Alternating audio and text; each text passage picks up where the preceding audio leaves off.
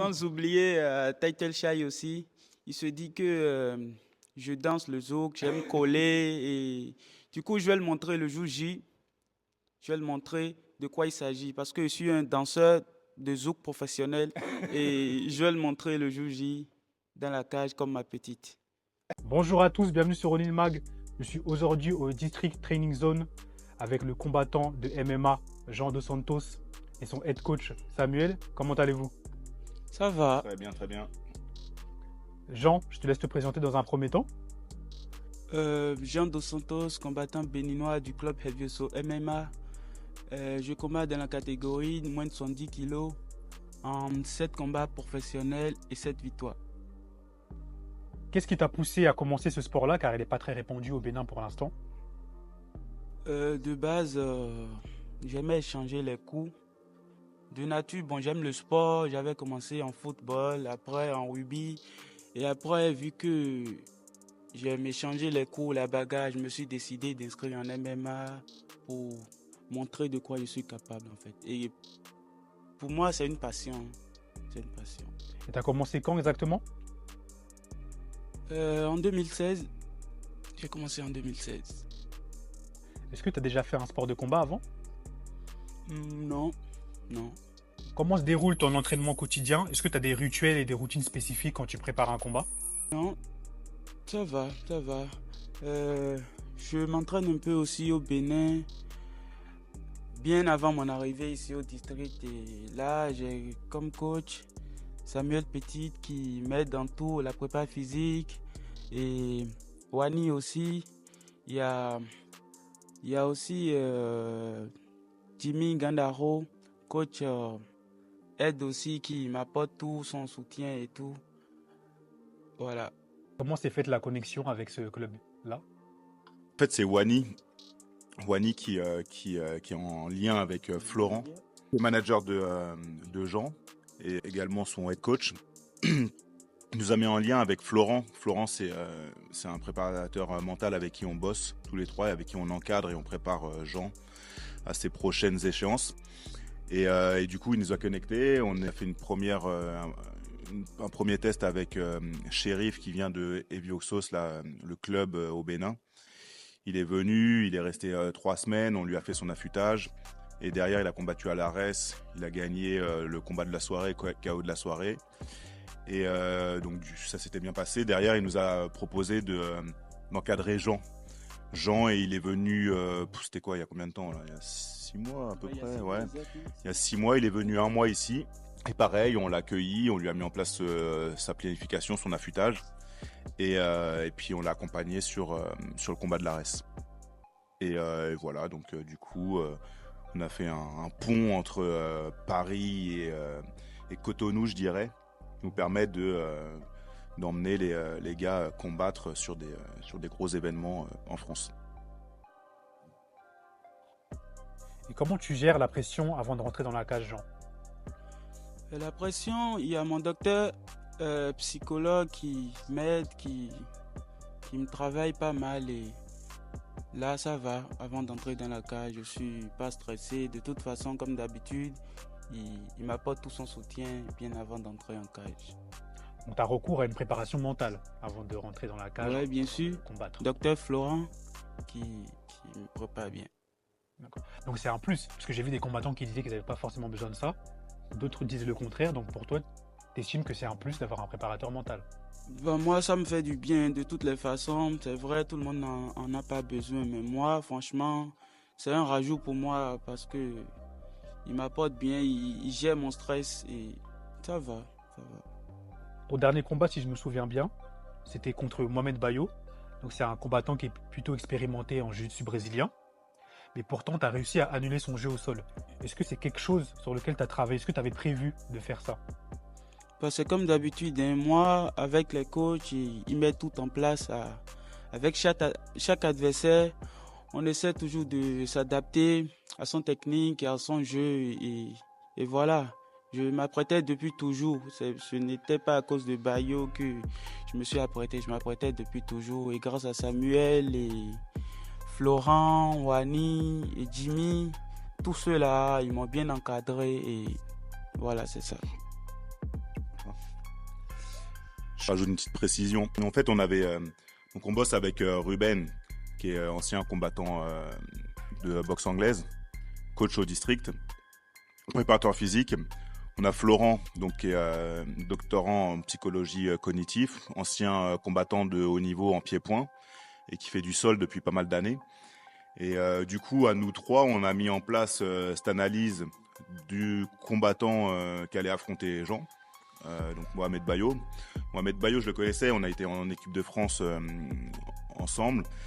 On savait que c'était quelqu'un qui était très compliqué au sol et qu'il fallait faire attention de ne pas rentrer dans son jeu. Donc en vrai, sur la stratégie, on s'était dit que l'idée c'était de vraiment d'annuler, comme tu as dit, son potentiel au sol et donc de ne pas rester dedans. Donc mine de rien, sur la session d'affûtage où Jean est venu ici, on a beaucoup travaillé ça. Moi, je suis expert un petit peu au sol. Donc du coup, travailler au sol, essayer de ramener. Et lui devait sortir pour pouvoir reprendre de la distance et pour pouvoir derrière travailler sur du ground and pound. On a bien travaillé la phase cardio, bien travaillé la prépa mentale, bien travaillé les approches en boxe pour pouvoir, je dirais, développer un game plan qui nous permettait de surpasser l'adversaire de Jean et vraiment l'emmener dans des sphères où il n'était pas habitué. Et c'est exactement ce qui s'est passé. Je dirais en partant sur un combat super, je dirais acharné et énergétique d'entrée de jeu, très timé, très rythmé, et ce qui a un petit peu oxydé son adversaire et ce qui lui a fait perdre ses capacités au sol. Et voilà, même s'il est resté quand même super dangereux, Jean il a réussi à s'en sortir de façon, je dirais, magnifique. Donc le prochain adversaire, c'est Title Shy. Donc c'est un adversaire qu'on connaît plutôt. Donc là, il est plutôt différent de Mohamed Bayo parce que c'est un striker qui aime bien faire des coups de coude retournés, des coups de poing à retourner. Donc est-ce que vous avez pris en compte le style de Title Shy ou c'est comme d'habitude? Bah ouais, comme tu viens de le dire, c'est comme d'habitude, hein, on s'apprête depuis toujours et on s'adapte avec chaque combattant, comme toujours. Ça sera un super combat en tout cas. Je m'apprête bien pour lui. On a développé une stratégie de combat bien énervée qui va marcher, mais on peut pas la dévoiler. Ah, ne vous inquiétez pas, on ne demande pas ça. On ne dévoile pas les game plans. Ouais, c'est ça. Title Shy, il a déjà affronté Cédric Doumbé, Jordan Zebo, il a perdu contre eux. Donc même s'il les a affrontés dans la catégorie supérieure, est-ce que toi tu penses que tu pourrais envisager un combat contre l'un de ces deux combattants un jour? Bah, de toutes les façons, on n'est pas dans la même catégorie. Est-ce que tu penses monter un jour ou non? Ouais, bah vas-y, on sait jamais. Hein. On sait jamais. Surtout que Title Shy, à la base c'est un 70, mais ça va être un gros 70, même si de base c'est un petit 77. Est-ce que tu es préparé physiquement pour Title Shy? Bah, moi, je m'apprête toujours, je m'apprête bien depuis toujours. Bayo, mon adversaire passé aussi avait un surpoids qui était aussi pas mal. Il avait 5 kilos de plus que moi Vous l'avez arrêté la à la pesée, pesée. Voilà, du coup, j'ai géré Title Shy. On s'en fout, hein, ça sera pas difficile pour moi de le gérer en tout cas. Physiquement, on s'est super bien entraîné. Enfin, là, on est encore en phase de montée. Physiquement, techniquement, psychologiquement, comme je disais tout à l'heure. Donc, en vrai, je dirais, au niveau de la force physique, même si Jean, il arrive à 70 kilos, il arrive à 70 kilos qui vient d'Afrique, énervé, tu vois. Donc, en vrai, je pense que ça va pas rigoler. Le gars, il pourrait faire 80 kilos en face. Les sparring qu'on a ici, c'est un petit peu tout. On essaye de trouver des gens de son poids. Mais en vrai, ça lui arrive fréquemment de combattre avec des gens plus lourds que lui. Je pense pas que c'est 3-4 kilos, même 5 kilos qui feront la différence le jour du combat. Donc, genre, tu t'entraînes et tu vis au Bénin, mais tu fais, comme on a expliqué tout à l'heure, une partie de ta préparation en France. Donc, qu'est-ce que tu as de plus ici que tu n'as pas là-bas? Ici, au Bénin, ils sont pas mal au Bénin. Ici, il y a des trucs aussi à rajouter. Du coup, on pourrait pas rester tout de suite au Bénin, tout apprendre. Tu dis qu'on est fort, faut aussi voyager, apprendre des trucs d'extérieur. Et grâce à tous ces coachs, Wani, Jimmy, Samuel et Florent, grâce à eux, je progresse bien en tout cas. si je peux rajouter une petite précision, Jean, il est arrivé, il était déjà super en forme là, en arrivant ici. Et en fait, là, on a juste fait une montée en puissance, on a continué le boulot. La chance ici au district, c'est que dans un seul lieu, on peut aussi bien pratiquer de la boxe que du sol que de la prépa physique. Jean, il vient, il dort ici, il est sur place. C'est-à-dire que il a 3 entraînements par jour à peu près. Il mange, il dort, il s'entraîne.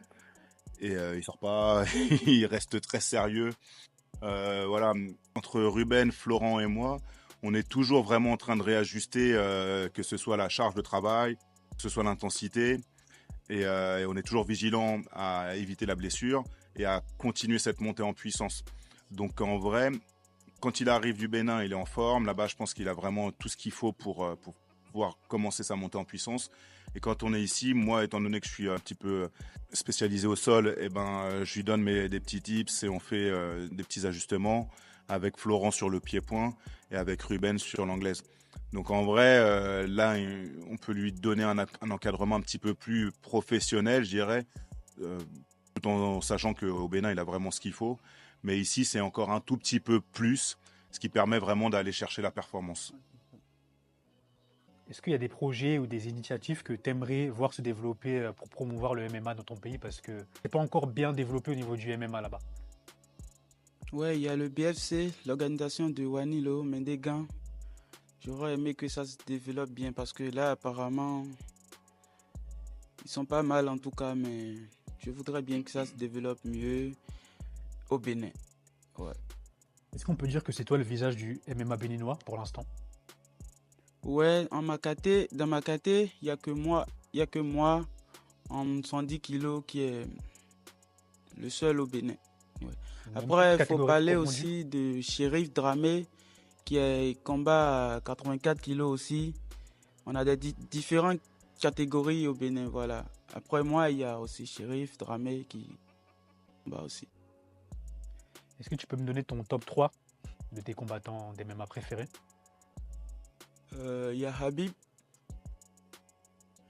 Après, il y a Adesanya aussi, qui est pas mal. Ensuite, il y a Shérif. Il y a Shérif aussi qui est mon fan. Dernière question pour Samuel. Est-ce que tu peux nous raconter rapidement l'histoire de la création de ce club qui est le District Training Zone? Je sais pas si je vais pouvoir te le faire rapidement, mais je peux te le faire. Moi, je suis préparateur physique et combattant en jiu-jitsu brésilien et en grappling. J'ai été amené à organiser des séjours sportifs à l'étranger. Je suis allé en Californie, Floride, Brésil, New York. Et en fait, je proposais des séjours soit itinérants, soit des summer camps. Donc, séjours itinérants, on allait visiter plusieurs académies tous les jours, tous les 2 jours. On changeait d'académie et puis on allait vraiment au contact de professionnels de la discipline. En fait, ça m'a permis vraiment de découvrir le fonctionnement des sports de combat dans les autres pays. Et en fait, moi, je m'entraînais, je voulais lancer ma carrière en MMA. Sauf que pour faire ça, il faut un club de boxe par ici, une prépa physique par là, un club de sol. Et en fait, tu passes ta vie à bouger dans tous les sens. Donc moi, j'avais vraiment, étant préparateur physique, j'avais un peu une double casquette qui me permettait de monter une équipe de combattants au sol et puis de proposer de la prépa physique. Et je voulais vraiment synthétiser un petit peu tous les, je dirais les compétences requises pour pouvoir performer en MMA dans un même lieu et pour que les gens puissent s'entraîner, je dirais, du matin au soir ou en tout cas mutualiser un seul abonnement et pouvoir s'entraîner, je sais pas, en jiu-jitsu le matin et puis faire sa prépa physique le midi et puis la boxe le soir. Donc il y a 9 ans, j'ai créé le district. Initialement, on était à 200 mètres d'ici, là, dans une salle un peu plus petite. Ça a tout de suite marché. J'ai monté mon équipe de jiu-jitsu brésilien. J'ai trouvé des encadrants pour la boxe et pour me soutenir sur la prépa physique. Et puis maintenant, on s'est mis à proposer du yoga, du running en extérieur, des abdos fessiers. On a vraiment un public super hétérogène. Et en même temps, un lieu qui nous permet, qui permet aux combattants de pouvoir s'entraîner, je dirais, de façon professionnelle et d'aller chercher la performance. Et c'est pour ça que là, on commence à sortir vraiment pas mal de gens dans toutes les disciplines et pas mal de combattants. Et voilà, donc là, l'histoire, c'est un petit peu ça. Ça s'est monté un petit peu comme ça, et petit à petit, ça a grossi. Là, il y a 9 mois, on a déménagé dans ce milieu-là, ici, là, qui était une ancienne fonderie, un lieu qui fait un peu plus de 1000 mètres carrés, et qu'on a tout rénové, retapé, et ça nous a permis de nous expanser un petit peu, ou nous développer, je dirais, un petit peu. Et puis voilà, quoi, où on en est maintenant, 9 mois après. On forme des gars, comment ça s'appelle, on emmène des combattants sur différentes échéances dans différents domaines. Et puis voilà, quoi, c'est un endroit qui est cool en même temps, les gens sont sympas, il y a une bonne ambiance, et en même temps ça charbonne.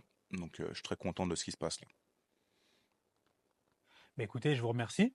Alors, juste pour finir, donc je rappelle que ton prochain combat, Jean, c'est le 23 novembre. Donc c'est à Marseille, c'est bien ça? Ouais, D'accord. Ben écoute, ben, je te souhaite bon courage merci, et je vous remercie tous les deux pour cette merci. interview. Quels les réseaux sur lesquels on peut vous suivre? Il y a Facebook, il y a TikTok, D'accord. il y a aussi Instagram. Instagram, Mm. on a un Instagram, du district. Il y a le mien perso, Samuel Petit, Ruben Gouvéa, Koezao, et Florent Le Gaonac aussi. Et puis après, et Vieux-Xos, pardon, Ouais, au bien sûr, Bénin. MMA. Donc voilà, ça c'est les districts et Vieux-Xos, c'est les deux salles qui sont Voilà, en partenaire voilà, c'est ça. pour emmener Jean À mieux combattre, casser à la bien tête combattre. de son partenaire. Sans oublier Title Shy aussi. Il se dit que je danse le zouk, j'aime coller et du coup je vais le montrer le jour J. Je vais le montrer de quoi il s'agit parce que je suis un danseur de zouk professionnel et je vais le montrer le jour J dans la cage comme ma petite. Ouais. Écoutez, ben, C'est très ben, bien. c'est noté, donc en espérant qu'il tombe Ok, dessus. ok. Ben, écoutez, merci beaucoup. Donc Avec on se plaisir. retrouve le 23 novembre pour le combat de Jean et on espère un KO, une soumission, Ouais, peu c'est ça, importe. c'est Sûrement. ça, c'est Merci ça. beaucoup, messieurs. Ça marche. Merci. Ouais, ça.